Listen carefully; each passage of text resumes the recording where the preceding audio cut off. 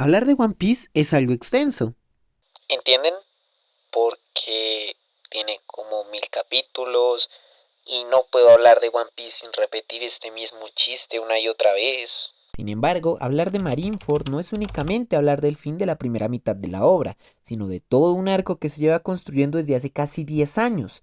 Es, a los ojos de muchos fans, el peak fiction de Eiichiro Oda, y aquel que se corona generalmente dentro de los mejores momentos de la serie, algo que puede verse reflejado en las exorbitantes ventas que produjo para esas épocas, llegando a vender decenas de millones de copias.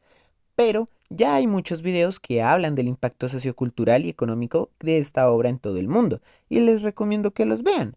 Lo que a nosotros nos trae en esta ocasión, por otro lado, es hablar un poco de historia. Sí, no es la primera vez que One Piece toca temas sociales como la esclavitud, las pésimas condiciones de los presidiarios, los usos éticos y políticos de la ciencia y más recientemente la industrialización junto con sus efectos sociales y ambientales. Por lo que esta vez vamos a estudiar uno de los temas que seguramente viste en el colegio, la Guerra Fría. Sí, no estoy jodiendo. One ZZ Peace sirve para entender un poco mejor este conflicto bélico y cultural que azotó al mundo entero. Así que no perdamos más el tiempo, advirtamos que hay spoilers de una serie de más de 1000 capítulos que solo yo y dos personas más vemos y comencemos con esta maravilla de video. Capítulo 1. La Guerra Fría y Marineford. A finales del siglo XX no había ser humano que no estuviera lleno de ansiedad y dudas. No solo se acababa un siglo, cosa que no todos pueden vivir, sino que además terminaba toda una serie de largas y desgastantes guerras. Podríamos decir sin tapujos que este siglo ha sido el más violento y cruel que la humanidad haya podido tener. Irónicamente, es donde tanto la tecnología como supuestamente el bienestar social se dispararon y tuvieron su auge. Y es que no podemos culpar a la gente de ese tiempo de tener una enorme cantidad de incertidumbre por su futuro, puesto que con la caída del siglo también caía uno de los mayores conflictos que Occidente puede recordar, la Guerra Fría. Pero existiendo conflictos tan grandes como la Primera Guerra Mundial o la Segunda Guerra Mundial, tenemos que preguntarnos qué hace tan diferente a la Guerra Fría de las demás guerras modernas, o al menos del resto de la época de la humanidad. Podríamos decir que era por el tema del factor cultural, que el ganador podría implementar su forma de vida, su cosmovisión y por ende su cultura al perdedor. Pero es que eso en sí es uno de los resultados de todas las guerras. Desde la época antigua hasta la modernidad, uno de los botines de guerra, Como lastimosamente han sido las mujeres a lo largo de la historia, ha sido lograr imponer las dinámicas culturales a los perdedores. De hecho, esa fue una de las principales misiones del Imperio Romano. Otro argumento que podríamos tener es el potencial tamaño que tuvo y tendría la Guerra Fría de haber seguido escalando el conflicto. Basta con recordar la crisis de los misiles del 62, donde prácticamente el mundo ya se preparaba para una guerra nuclear, y estarían en lo cierto, pero justamente porque este grado de destrucción va muy ligado al por qué creemos que este conflicto marca un antes y un después en la historia de la humanidad, ya que el vencedor no se quedaría únicamente con el perdedor, sino por el contrario, con todo el mundo. Estamos hablando de que dos potencias, dos sociedades radicalmente distintas, obtenían suficiente agencia como para establecer por la fuerza, la cultura o la política su dominio, sus representaciones y sus cosmovisiones. Este fenómeno no es nuevo. Por ejemplo, Inglaterra tuvo este dominio durante buena parte de los siglos XVIII y XIX, así como que el Imperio Romano tuvo todo el mundo conocido, entre comillas, bajo su mandato. Lo novedoso aquí es que hubiera dos entes de tal magnitud que ambos tuvieran la capacidad de destruir el mundo, mientras que el resto de Occidente, debido a sus propios conflictos, no tuviera forma alguna de defenderse. Entonces observamos un panorama de total descontrol e impotencia, donde el destino del mundo sería apostado a costa de su propia voluntad. Podríamos decir que Occidente tenía que sentir por segunda vez, si contamos el fenómeno nazi, lo que Occidente históricamente les ha hecho a zonas como América o África, es decir, ser los dominados en lugar de los dominantes. Este conflicto termina siendo muy similar a Marineford, ¿verdad? Ya que a la mitad de la obra nos encontramos con que las propias dinámicas bajo las que se rige este mundo literario han ocasionado un inevitable conflicto entre el hombre más fuerte del mundo, Shirohige, contra la institución hegemónica y dominante, el gobierno mundial. En palabras de la propia obra, se trataba de una guerra que definiría el destino del mundo, en donde se enfrentaban la institución más poderosa de la autoridad contra el grupo subversivo más poderoso de todo el mundo. ¿No suena algo parecido acaso? Sin embargo, eso no es todo, puesto que mientras el gobierno mundial se rige por y para los intereses de una minoría llena de riquezas y poder, que somete y esclaviza al mundo entero, la banda pirata de Shirohige es un grupo criminal, bajo las propias lógicas de dicha autoridad, cuyo único fin es la liberación y la unión, la construcción de una enorme familia solidaria, sobre todo horizontal, donde todos y todas serían denominados como hermanos y hermanas.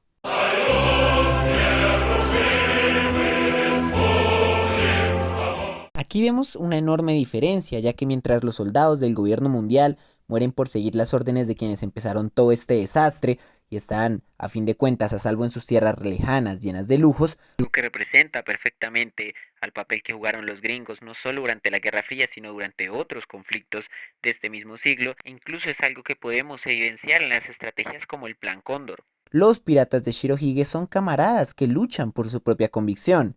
Aun con esto, es preciso demostrar que tanto Shirohige, el líder y cabeza del grupo subversivo, como Sengoku, el líder de la autoridad, no mueven un solo músculo en gran parte del conflicto, mucho menos se atacan entre ellos, sino que terminan siendo sus aliados o trabajadores los que se asesinan entre sí.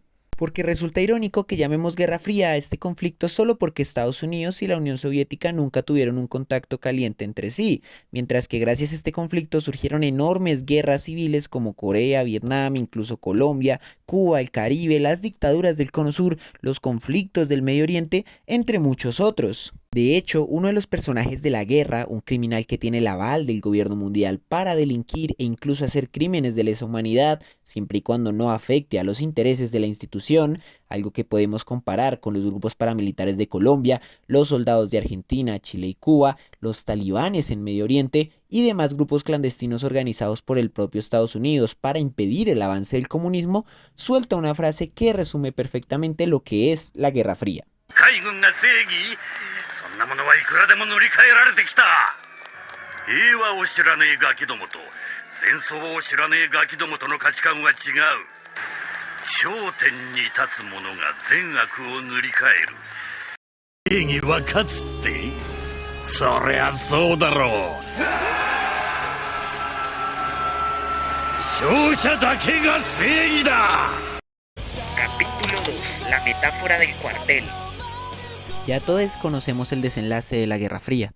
Al final, un grupo hecho hace unas cuantas décadas no fue capaz de superar toda la presión y maquinaria con la que cuenta una institución y un sistema con siglos en la espalda. Tanto Shirohige como el comunismo terminan perdiendo la batalla. El capitalismo ha vencido, aunque no de la manera en la que esperaba, pues fue una ardua pelea en donde muchas veces tuvo que ceder para no perder. Por ejemplo, Stonor en su obra La CIA y la Guerra Fría Cultural menciona cómo los intelectuales, políticos y empresarios tenían que convencer a la gente para ganársela, mantenerla tranquila y con la idea en su mente de que el capitalismo tiene sus errores, pero es la mejor opción. Incluso trataron de establecer el imaginario de que hay un espectro político intermedio entre la derecha y el socialismo, creando una especie de izquierda light, por así decirlo, para que los intelectuales críticos de Occidente no se pasaran al lado rojo. Y de la misma manera tuvo que obedecer muchas veces a las peticiones obreras para evitar cualquier brote de revolución. En términos bélicos propiamente, también el capitalismo sufrió golpes muy duros. Para empezar, perdió a Cuba como colonia, y el hecho de perder sus plantaciones de azúcar trabajadas en condiciones precarias, por no decir esclavitud, solo pudo ser opacado con el hecho de que el comunismo se instauraba frente a sus narices. Y bueno, tampoco ayudó mucho para la moral que los planes de infiltración e incluso la guerra civil en territorio cubano por parte de los gringos fracasara estrepitosamente. Otro enorme golpe fue la elección de Allende como presidente, pues no solo significaba el primer socialista que se tomaba el poder a través de vías democráticas, sino que además sucedía nuevamente en el continente americano, donde históricamente se nos es considerado como el patio trasero de Estados Unidos. Y por supuesto, ¿cómo no olvidar Vietnam? El primer conflicto bélico en donde Estados Unidos decide intervenir y fracasa.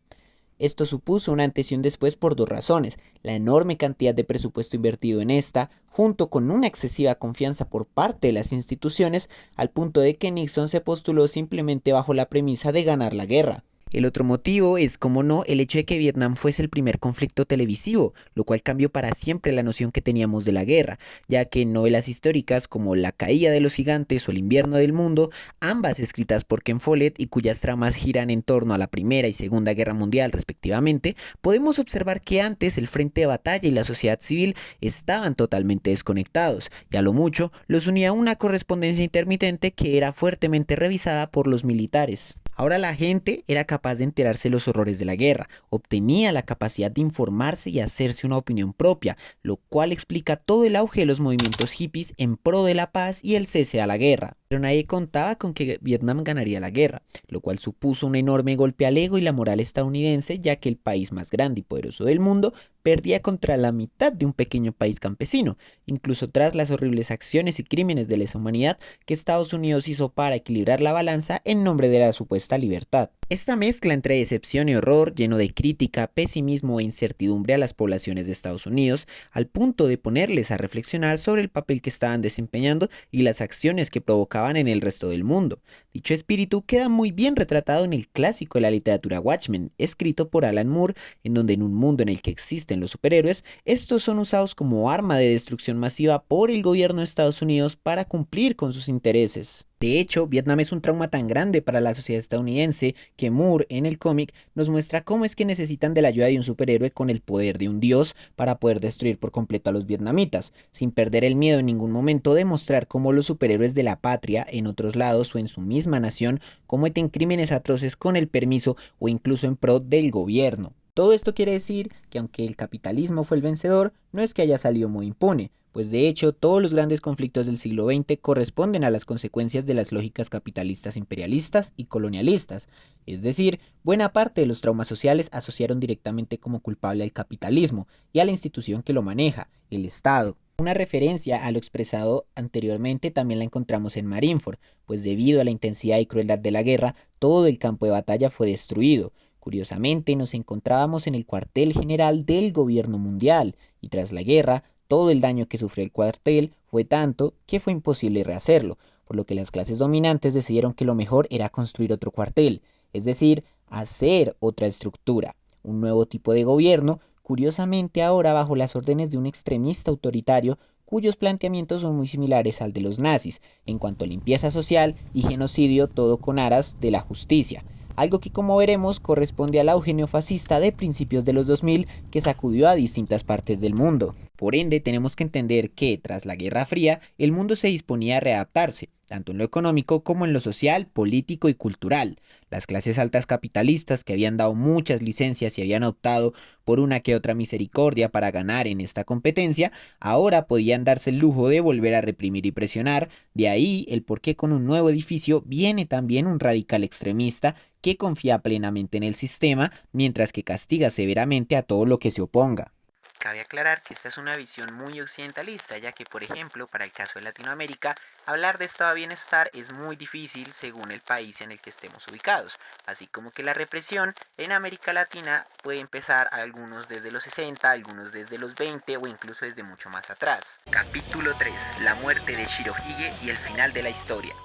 La Guerra Fría le mostró al mundo que el Estado puede ser un dador de bienestar, que brinda subsidios a mujeres embarazadas, educación gratuita y condiciones laborales dignas, pero también un monstruo capaz de destruir el mundo a punta de armas nucleares, y que no dudará en emplear cualquier método que necesite con tal de someter a las poblaciones que desee. Entonces, tras el final de la Guerra Fría, las clases dominantes aprovecharon para desmontar al Estado con el fin de reducir su poder, no porque fuera algo necesario para el bien de la comunidad o para obtener una sociedad mejor regulada, sino para otorgar todo ese poder de coerción a otro ente, el mercado, el cual ellos pueden manejar directamente, pues al fin y al cabo les pertenece, sin contar que el único ente capaz de sobreponerse al mercado es el Estado. Shirohige se nos es presentado como el hombre más fuerte del mundo, justamente como es conocido el Estado del siglo XX. En ese sentido, sí, es una alegoría del comunismo, así como también puede ser la representación del estado de bienestar o de un estado robusto, pues es la clara muestra de cómo actúa el poder de caer en manos de los necesitados en lugar de los poderosos. De hecho, más adelante en la serie se nos explica que su país natal era uno muy pobre, que no podía pagar a las clases dominantes por su protección, por lo que entonces quedaba a la deriva y se convertía en una zona precarizada y sin ley, donde la violencia y la miseria eran el día a día. Para muchos y muchas teóricas, el individuo debe su vida al Estado-nación en la manera en que le debes a sus padres la vida. En ese sentido, Oda juega con el simbolismo de que los que no tienen un Estado son huérfanos.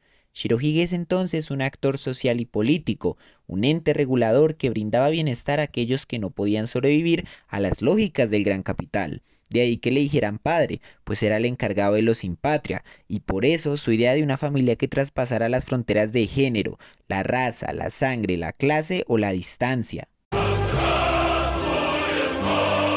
Dentro de la sociología del trabajo, el estado de bienestar junto con el trabajo oficial tenían cierto aire de paternalista, es decir, de protección al trabajador, de hacerlo sentir cómodo, querido y cercano a su empleo junto con su patria para poder seguir explotándolo, solo que de una manera más, entre comillas, bilateral. Esa es la razón por la cual Shirohige decide sacrificarse por su tripulación, por sus hijos, y como últimas palabras simplemente les pregunta si fue un buen padre. 一つ聞かせろエース。俺が親父でよかったか。 Shirohige no solo representa el comunismo, sino al estado de bienestar. Por eso es que Oda lo diseña como una persona anciana, que ha luchado mucho y está lleno de cicatrices, ya que fueron las luchas obreras las que dieron origen a esta forma de gobernabilidad. Y a la casualidad de que justo aquel con ideas de corte ultrafascista, que busca respetar las estructuras tradicionales sin importarle la miseria o desigualdades que hay en el mundo, es quien lo confronta y lo califica como perdedor, como un modelo fallido. No obstante, la historia habló.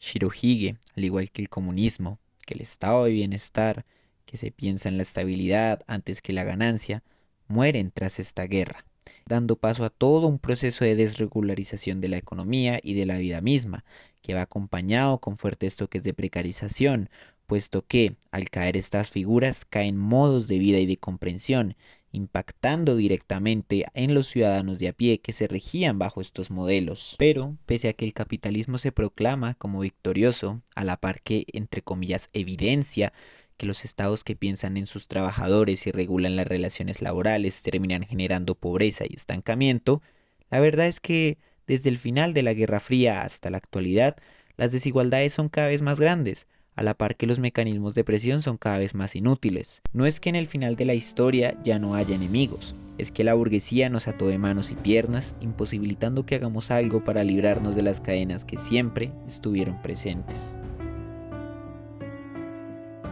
He vuelto, al fin, después de un año sin poder hacer videos, pero pues en mi defensa han pasado muchísimas cosas y hay muchos proyectos y honestamente no me da el tiempo para el canal. Entonces pues quería probar qué tal pasaba con este nuevo formato, con el Cebrit animado. La idea es que sean videitos corticos, videos que no requieran tanta investigación académica, pero pues igual siento que este formato se presta mucho para que sea más disfrutable para ustedes, la audiencia. Entonces nada, espero verlos pronto y espero que lo de siempre, que les haya gustado el video, que los haya puesto a pensar. Espero poder seguir hablando de One Piece y de otros animes que me gustan. Tengo realmente la mano de cosas de las que hablar, pero no hay tiempo. Entonces por lo pronto me despido y quién sabe si nos veamos en 3 meses, un año, nunca. Entonces pues por lo pronto soy Cebrit el sociólogo y me despido.